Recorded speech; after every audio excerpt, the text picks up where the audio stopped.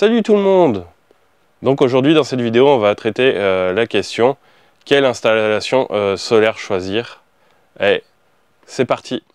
Du coup je vais t'expliquer les 4 grandes catégories d'installations solaires qu'il existe selon moi. Il y en a qui diront peut-être moins, mais je pars sur le principe qu'il y en a au moins 4. Je vais te les expliquer tout de suite. C'est parti! Donc dans la première catégorie, on va avoir la maison autonome.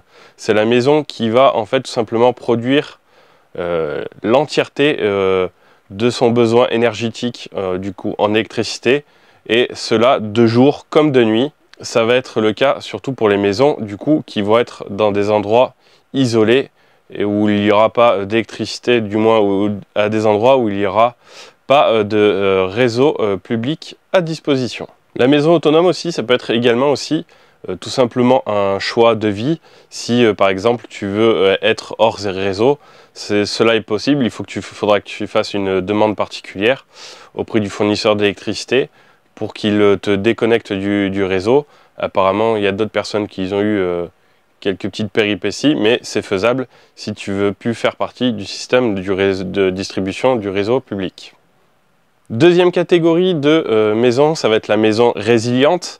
C'est une maison en fait équipée d'une installation solaire qui va servir juste à lisser, entre guillemets, ça va être une installation qui va servir à couvrir la consommation de fond qui s'appelle ou la consommation de talon.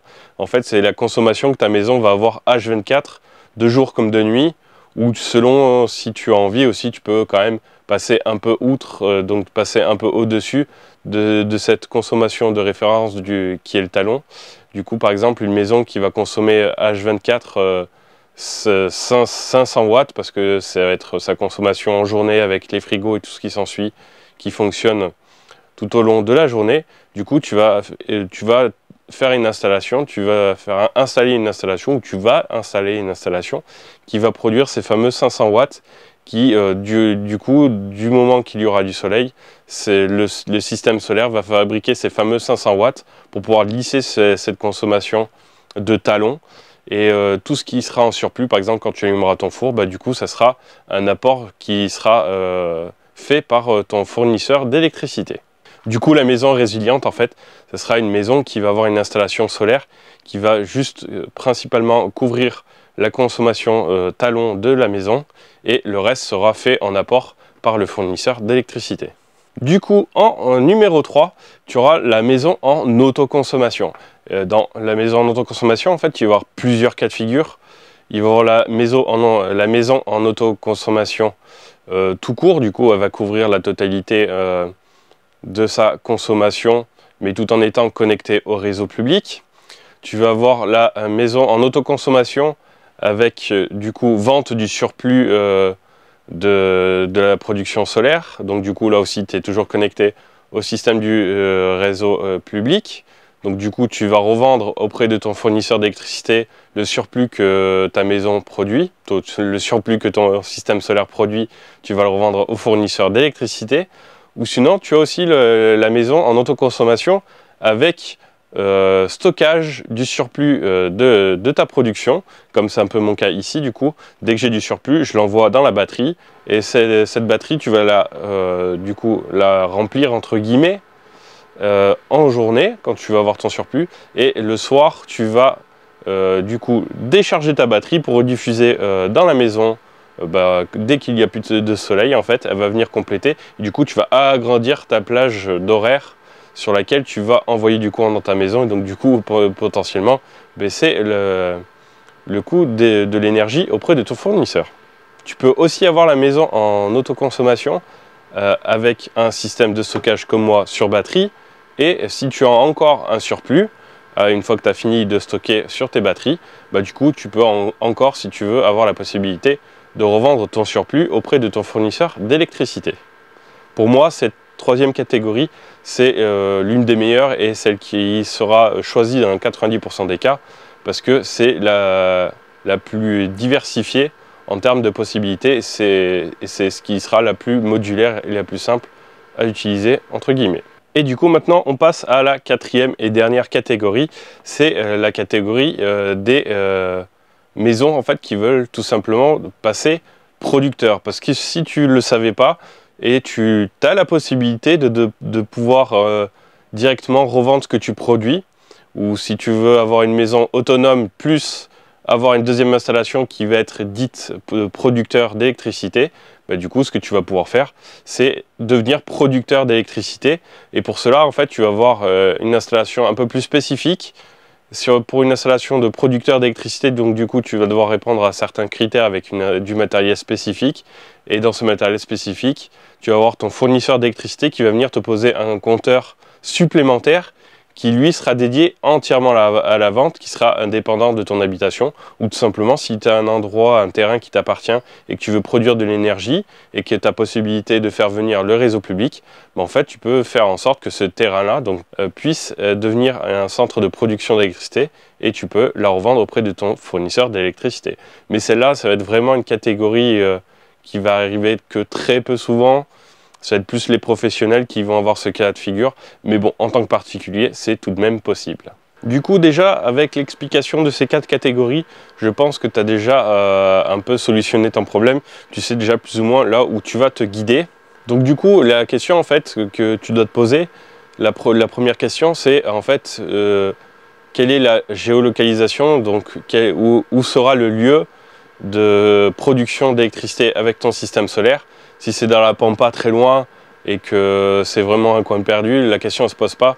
Tu vas être forcément en maison autonome ou en centre de production, parce que du coup c'est un endroit où en temps normal il n'y a pas de réseau public à disposition. La question aussi, un bis que tu peux te poser aussi, c'est est-ce que tu veux que ta maison soit autonome dans le sens que tu peux habiter par exemple en ville, mais que tu souhaites avoir une maison autonome et qu'elle soit en fait déconnectée du réseau. Cela est tout à fait possible. Donc du coup, il faudra que tu fasses des démarches administratives pour que tu sois entre guillemets déconnecté du réseau. Il faudra faire des modifications sur l'installation pour être dissocié du réseau public. La question numéro 2 que tu peux te poser, c'est est-ce que tu veux une maison résiliente ou pas. Du coup, comme je te l'ai dit juste avant, la maison résiliente, ça va être la maison qui va avoir une installation suffisamment dimensionnée. Du coup, comme je te l'ai dit juste avant dans les catégories, la maison résiliente, ça va être une maison avec une installation qui va couvrir tout simplement, en fait, ou principalement, la consommation talon de la maison. Et du coup, tu auras un complément de ton fournisseur d'électricité pour combler le manque de consommation que la maison aura besoin au moment voulu. Comme je citais juste avant, c'est que par exemple, si tu allumes un four et ça consomme environ 2000 à 3000 watts, alors que ta production d'électricité c'est 500 ou 1000 watts, je dis ça purement à titre indicatif, on va partir par exemple sur 1000 watts, bah, du coup pour que ton four fonctionne normalement, il va te manquer 1000 ou 2000 watts. Bah, ce courant-là sera fourni par ton fournisseur d'électricité, et du coup, vu que toi tu fabriques déjà 1000 watts, tu vas avoir un apport de 2000 watts, et du coup tu vas payer que les 2000 watts qui vont venir de ton fournisseur d'électricité. La question numéro 3 que tu peux te poser, c'est est-ce que tu vas faire du surplus de production ou pas?